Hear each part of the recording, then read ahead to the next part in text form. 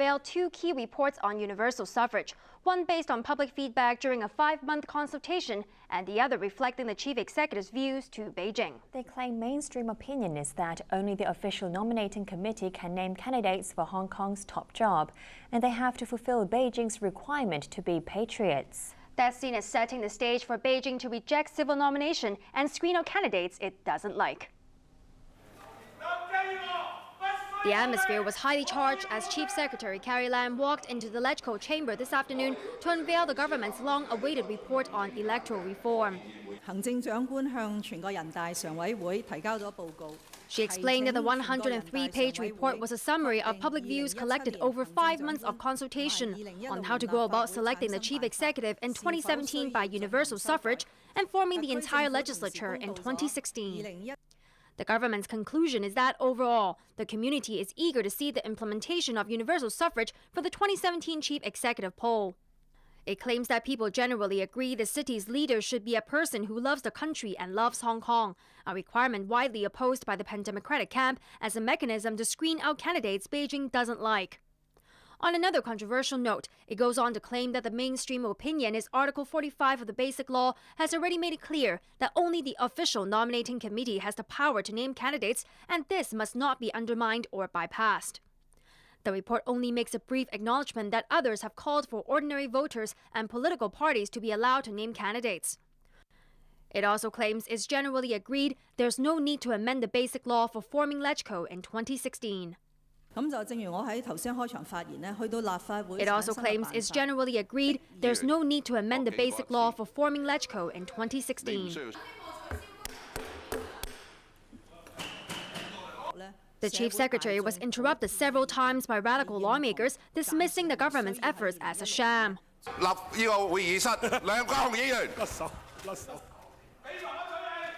The League of Social Democrats' Leung Kwok Hong was kicked out for trying to throw a paper bird cage and a plastic hammer at Lam.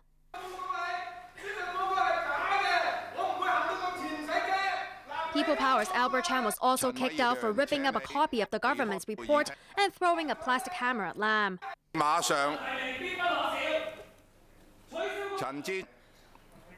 Party colleague Raymond Chan was thrown out for a similar protest. Also released simultaneously today was Chief Executive Leung Chun-ying's own report on electoral reform to Beijing. The 14-page document sums up the findings in the government's report and adds the Chief Executive's brief observations on the issue of civil nomination. Leung did not specifically mention the unofficial referendum on universal suffrage and the July 1st mass rally during which hundreds of thousands voiced their demands for civil nomination. But the reference was obvious when he acknowledged there were still considerable views after the conclusion of the public consultation that the element of civil nomination should be included in the nominating procedures. While we have views about whether civic nomination is in compliance with the provision of the Basic Law, we do not make choices in this exercise. We haven't ruled out anything in the two reports. The ball is now in Beijing's court as the National People's Congress Standing Committee will study the two reports and make its own recommendations next month. That will be followed by another round of public consultation before a final decision is made.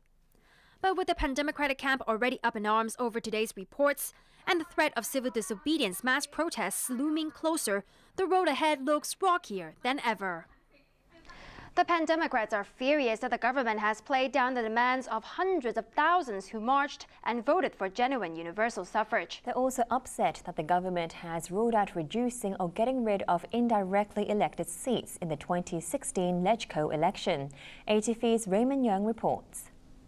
For the pan-democrats today, it was as if all their worst fears had come true. They complained one after another that the government had done nothing in its report to reflect public aspirations for genuine universal suffrage in Hong Kong. The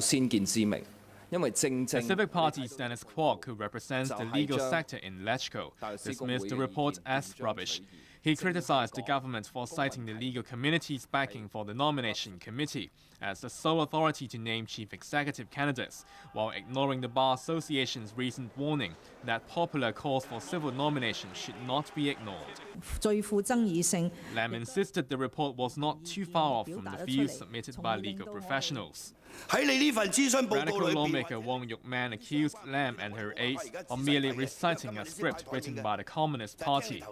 Beijing loyalists were also critical, but for different reasons. If civil nomination violates the basic law, why is it not spelled out in the report? Asked the DAB's Stephen Ho. He slammed it as a delaying tactic that will do no good in the long run, since it only creates more confusion in society. Independent Paul Dare pressed Lam to clarify what will happen next if this reform exercise fails, while Michael Tian from the New People's Party asked if the government is willing to compromise at all. But Lam stood firm, saying if this means bypassing the basic law, then ultimately the proposal cannot be approved by Beijing either. After the meeting, the Pan-Democrats stood united in dismissing the government's conclusions. It was quite clear, the majority view of the Hong Kong people, they do not want any screening, of the candidacy. But this report didn't show that. So it is quite clear this is a fake one, and it didn't reflect the real view of the Hong Kong people. I think we cannot rely on a dishonest person like Carrie Lam. That's why I shout at him and shout a slogan to tell her not to fast anymore.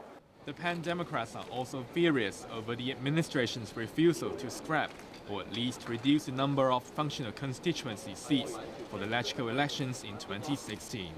It's common knowledge, I would say, very much a consensus among the people of Hong Kong that we should abolish functional constituency. Coming to this consultation report, Carrie Lam tried to say that, there's no public opinion asking for changes in the year 2016. We believe that this is really a distortion and disrespect of public opinion. But Lam hit back, blaming radical lawmakers for bringing the legislature to a standstill. I doubt very much that in the current situation, by increasing the number of Legislative Council members or by sort of changing the split between the geographically elected members as well as the functional constituency members could guarantee an improvement in the working relationship between the executive and legislature. Raymond Yang, ATV News.